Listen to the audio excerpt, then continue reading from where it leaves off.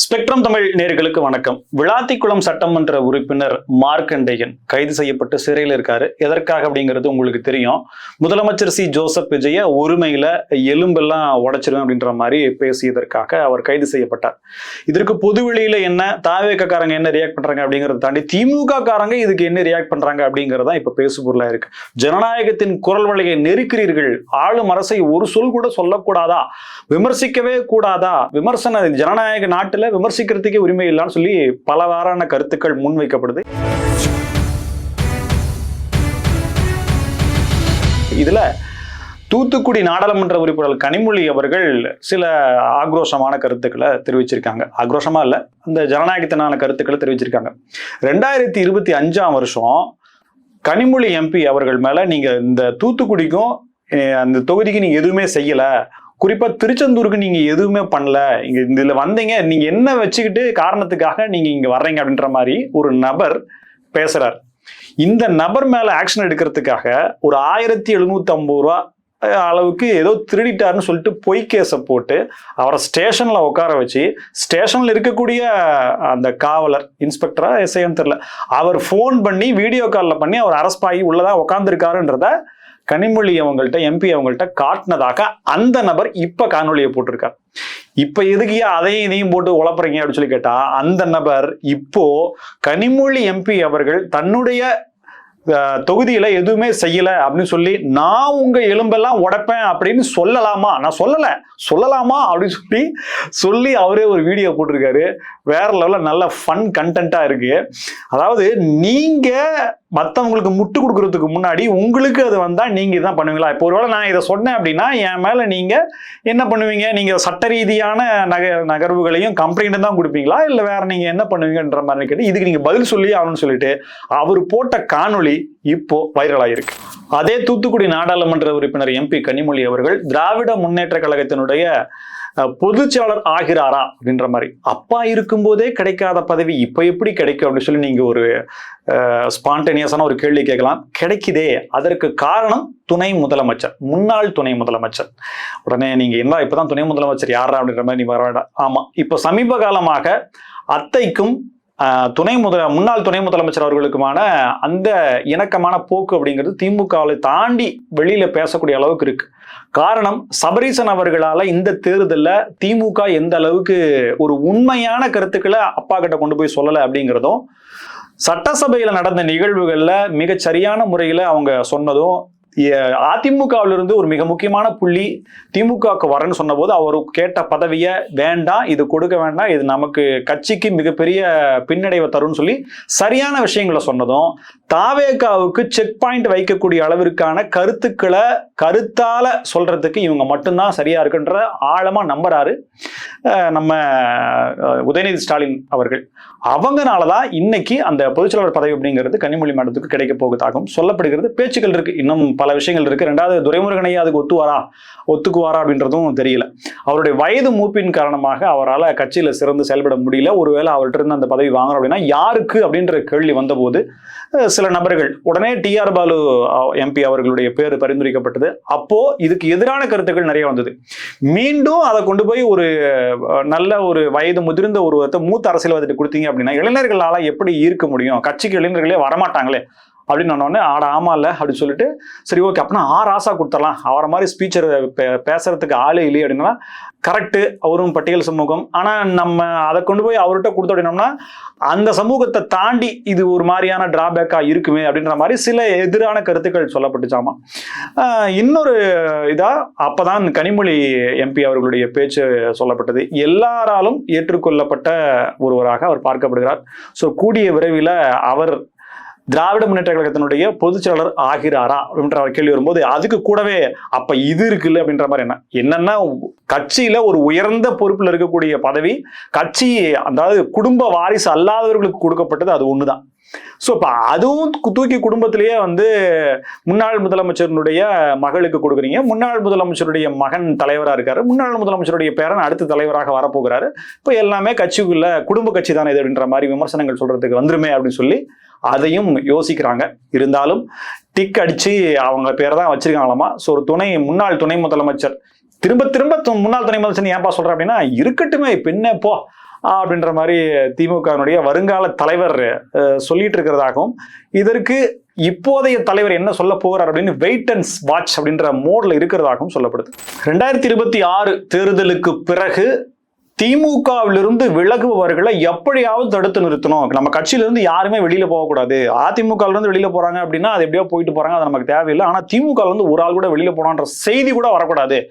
யாராவது போறாங்கன்னு தெரிஞ்சுன்னா உடனே அவங்க என்ன கேட்கறாங்களோ காம்ப்ரமைஸ் பண்ணி செட்டில்மெண்ட் பேசி அவங்களை உட்கார வைக்கிற வழியை பாருங்க. ஏன்னா இந்த நேரத்துல கட்சி பலவீனம் ஆச்சு அப்படின்னா யாராலும் காப்பாற்ற முடியாது அப்படின்ற மாதிரி அவங்க நினைச்சாங்களோ என்னமோ தெரியல. ஓரளவுக்கு அதுல வெற்றியும் பெற்றாங்க. திமுகவில் வந்து இப்போ யாருமே பெரிய அளவுக்கு யாரும் வெளியில போகல. ஆனா இப்போ ஒரு பெரிய வெயிட்டு கை வெளியில போயிருக்கு அப்படின்றதும், அடிப்படை உறுப்பினர் மற்றும் தன்னுடைய பொறுப்புகள் இருந்து விடுவிச்சுக்கிட்டும் போறது இல்லாம குற்றச்சாட்டு பிராதுகளையும் பதிவு பண்ணிட்டு போயிருக்காரு. திமுக வெளிநாடு வாழ் தமிழர் அணியினுடைய இணை செயலாளரும் கட்சியினுடைய தேசிய செய்தி தொடர்பாளருமான புகழ் காந்தி அப்படின்றவர் தான் இப்போ வெளியே போயிருக்காரு. இவர் உள்ளபடியே முதல் குடும்பத்துக்கு மிகவும் நெருக்கமானவர் அப்படின்ற மாதிரியான தகவல்களும் பல விஷயங்கள் இருக்காரு அப்படின்றதும், கொள்கை பிடிப்போடு இருந்தவர் கிட்டத்தட்ட 30 வருஷமா தான் ஆரம்பிச்சு எந்த பொறுப்புல இருந்து ஆரம்பிச்சு அப்படின்றத கருத்துக்களை அவரே போட்டிருக்காரு. இவர் திமுகல இருந்து போறதும், ரெண்டாவது திமுகல இப்ப சரியான சூழ்நிலை இல்லை அப்படின்ற கருத்தை தெளிவா அவர் சொல்லியிருக்காரு. அவர் சொல்லி இருக்கக்கூடிய குற்றச்சாட்டுகள் அப்படிங்கிறது பலமா இருக்கு. கட்சி இப்ப இருக்கக்கூடிய நிலைமை, கட்சியில் நிலவக்கூடிய சூழல், தோல்வி காரணம் திமுக வெற்றி பெறுவதற்கான முனைப்பு, செய்ய வேண்டிய மாற்றங்கள், கட்சியிலே இருக்கக்கூடிய உள்ளடி வேலைகள் செய்பவர்களுடைய விஷயங்கள், இது எல்லாத்தையுமே உங்ககிட்ட கொண்டு போய் சேர்க்கக்கூடிய அளவிற்கான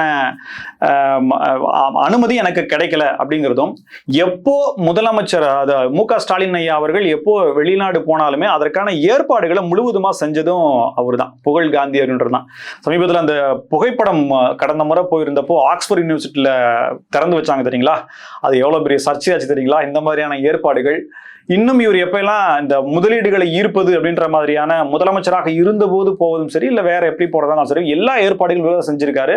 கிட்டத்தட்ட இந்த அயலக தமிழர்கள் அப்படின்ற மாதிரியான எல்லா விஷயங்களையும் ஒருங்கிணைக்கிறது, திமுகவை கடல் கடந்தும் வளர்ப்பது அப்படின்ற மாதிரியான விஷயங்கள்ல இவர் முழு மூச்சோட செயல்பட்டு இருந்தாரு. ஆனா இப்போ முழுவதுமா திமுகவில் எதுவுமே கொண்டு போய் சேர்க்க முடியலன்ற ஒரு மனக்கிளேசத்துல அவர் வெளியே போயிருக்காரு. நிறைய பிராதுகளை சொல்லியிருக்காரு. ஒரு பெரிய வெயிட்டு கையை திமுகவில இருந்து வெளியில போகுது. இது என்ன மாதிரியான பாதிப்புகளை ஏற்படுத்தும் அப்படிங்கிறது தெரியல. இவர் போயிட்டு மறுபடியும் தாவேக்கால போய் சேரக்கூடிய பிளான்ல இருக்காரா அப்படின்றதும் இன்னொரு அதிர்ச்சிகரமான தகவல் திமுக காத்திருக்கா அப்படிங்கிறதும் பார்த்துட்டு இருக்கோம். திருக்குறள் அறிவு எஞ்சாமி வாங்கோ வாங்கோ அந்த பாட்டு நீங்க நல்லா கேட்டிருப்பீங்க. வேற லெவல்ல இருக்கு. குக்கு குக்கு கரெக்டா அதே பாட்டு தான். அந்த பாடல் புகழ் பாடகர் அறிவு அவர் வந்து தலைமைச் செயலகத்தில் போயிட்டு நீட்டு பேனு அப்படின்ற மாதிரி கோஷம் எழுப்பியிருக்காரு. அவரு போட்ட உடனே அங்க இருக்கிற போலீஸ்லாம் அவரை கூட்டு போய் ஸ்டேஷனுக்கு கூட்டு போயிருக்காங்க. அப்புறம் என்னன்னு தெரியல, அதே வண்டியிலேயே போன வண்டியிலேயே அதே ஜோரோட ஸ்ட்ரைட்டா சிஎம் ஆபீஸ்க்கே கூட்டு போயிட்டாங்க. அப்புறம் அங்கிருந்து அமைச்சர் ஆதவ் அர்ஜுனா அவர்கிட்ட போயிட்டு கிட்டத்தட்ட 1/2 மணி நேரம் அவர் பேசியிருக்காரு. அவர் எந்தக்காக என்ன பண்ணார் அப்படின்ற கோரிக்கைகள்லாம் கேட்டு வாங்கியிருக்காங்களாமா. ஸோ கொஞ்ச நேரத்துல பரபரப்பா இருந்து, இன்னும் சொல்ல போனா தாவேகாவுடைய பாடலையுமே அவரு பாடியிருக்கார். தமிழக வெற்றி கழகத்தினுடைய பாடலையுமே பிரச்சார பாடல்களையும் அவர் பாடியிருக்கார். ஸோ இவர் வந்து தாவேகா அரசை எதிர்க்கிறார் அப்படின்ற மாதிரி ஒரு 1/2 மணி நேரம் சந்தோஷமா இருக்கிறதுக்கு விடல. அதுக்குள்ள பார்த்தா சிஎம் கூப்பிட்டு பேசுறாரு, மினிஸ்டர் கூப்பிட்டு பேசி சரி செய்வோம்னு சொல்லிட்டு அதே வண்டியிலே கொண்டு போய் மறுபடியும் விட்டுட்டு வந்துட்டாங்க. அப்படின்றப்போ பிரேக்கிங் நியூஸ் 1/2 மணி நேரத்துல புஷ் நியூஸ் ஆகி போச்சு. இதுக்கு முன்னாடி தான் கில்லி படத்துல நினைக்கிறேன், கில்லி படத்துலயா சுறா படத்துல அம்மாவா நடித்தவங்க சிஎம் ஜோசப் விஜய் அவர்களை பார்க்கறதுக்காக வந்து கிட்டத்தட்ட காலில இருந்து மதியானம் வரைக்கும் காத்திருந்து கடைசியில பார்க்க முடியாம செய்தியாளர் சந்திப்பு நடத்திட்டு போனாங்க. ஆனா அவங்களை கூப்பிட்டு அவங்க பார்க்கல. அப்போ பேசு பொருளாச்சு. நடிகைகளை கூப்பிட்டு பார்க்கிறார், அம்மாவை கூப்பிட்டு பார்க்க மாட்டாரா, அம்மாவாக நடித்தவருங்க பார்க்க மாட்டாரா அப்படின்ற மாதிரி கேள்வி கேட்டாங்க. எதையாவது ஒன்றை பண்ணி நம்ம ஒரு கிரியேட் பண்ணலான்னு பார்த்தா எதுக்குமே இடம் கொடுக்க மாட்டேங்கிறாங்க. இருங்க, வெயிட் அண்ட் சி. எவ்வளவு பேர் இருக்கிறாங்க திமுகவில். சேலத்துல ஒருத்தர் இருக்கிறாரு, இன்னும் கோவன் இருக்கிறாரு. இவங்க எல்லாத்துக்கும் அசைன்மெண்ட் போய் கரெக்டா அந்தந்த நேரத்தில் வருவாங்க. இப்பதான் காக்ரோச் ஜனதா பார்ட்டி ஒரு நேரட்டிவை செட் பண்ணிருக்காங்க. இப்போ அதுக்கப்புறம் இவங்க ஒன்னொன்னா வேற யாராவது இதுக்கெல்லாம் வருவாங்க. அப்புறம் அந்த அப்பாவும் மகளும் வருவாங்களே, அவங்க வந்து டாஸ்மாக் எதிர்த்து போராடுறது அப்படின்ற மாதிரிலாம் வருவாங்கல்ல, அவங்கலாம் வருவாங்க. இன்னும் அவங்களாம் போயிட்டு இன்னும் 5 வருஷம் அவங்களுக்குலாம் வேலை இருக்கு. ஸோ காவல்துறைக்கு மிக அதிகப்படியான வேலைகளை கொடுத்து நல்ல அந்த உயிர்ப்போடு வைத்திருக்கக்கூடிய நபர்கள் திமுகவில் அங்கிருந்து உயிர் தெழுவார்கள் அப்படிங்கிறதுல மாற்றுக்கிறதே இல்லை. திமுக காரன் எதை எடுத்தாலும் வெயிட்டா செய்வான், திறம்பட செய்வான், பயந்துக்க மாட்டான் அப்படிங்கிறதுக்கு இந்த சம்பவமே ஒரு உதாரணம். சாம்பார் சாதத்துக்கு சண்டை போட்டு உள்ள போயிருக்காரு. திருநெல்வேலியில அம்மா உணவகத்துல சாம்பார் சாதம் இல்லைன்னு சொல்லிட்டு திமுக துண்டை போட்டுட்டு வேற லெவலில் அலப்பறை கொடுத்துருக்காங்க. போலீஸ் ஜீப் எடுத்துட்டு அங்க போனவன டப்புனு துண்டை கட்டிட்டு, என்னங்க சாம்பார் சாதம் இல்ல, பார்சலா எல்லா பக்கமும் கூட்டிட்டு போறாங்க, கேட்டதுக்கு சாம்பார் சாதம் கேட்டதுக்கு என்னை பிடிச்சிட்டு போவீங்களா, இதுக்கெல்லாமா இருக்கு, இதுல என்ன செக்ஷன் போடுவீங்க அப்படின்னு சொல்லிட்டு வேற மாதிரி அப்படியே பல்ட் அடிக்க ஆரம்பிச்சிட்டாரு. போலீஸ்காரங்களுக்கு சிரிப்பு வந்துருச்சு போல, என்னன்னு தெரியல, கூட்டு போயிட்டாங்க. அம்மா உணவகத்துல சாம்பார் சாதம் இல்லையா, இவர் போறப்ப கொடுக்கலையா. அவர் என்ன சொல்றாருன்னா பிராது கொடுக்குறாரு, எல்லாத்தையுமே பார்சல் பண்ணி வெளியில கொடுக்குறாங்க, விற்கிறாங்க, கொடுக்க மாட்டேங்கிறாங்க, அதான் சொன்னேன் நானுன்னு சொல்லிட்டு அதுக்கே துண்டகள் என்ன துண்டோடய போக வேண்டியதானே.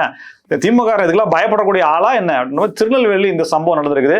அதனுடைய காணொலி காட்சிகள்லாம் வந்து அவங்களுடைய பெருமையை பறைசாற்றும் விதமா வந்திருக்கு. முதலமைச்சரே பேசிட்டு ஒருத்தர் உள்ள போயிருக்கிறாரு, அதுவும் சட்டமன்ற உறுப்பினர், நீங்களா துண்டை போட்டு ஏன் இப்படி பயந்துக்கலாமா அப்படின்ற மாதிரி உடன்பிறப்புகள்லாம் வந்து அங்க கேட்டுட்டு இருக்கிற நிலையில ஸோ இவரு சாம்பார் சாதத்துக்காக கைதாக்கி சிறை சென்று சாதனை படைத்து வரலாறு படைத்துக் கொண்டிருக்கிறார் திமுகவினுடைய உடன்பிறப்பு. என்னமோ தெரியல, ரொம்ப நாளைக்கு முன்னாடி ஒருத்தர் வந்து ஒரு வீடியோ எடுத்தார்.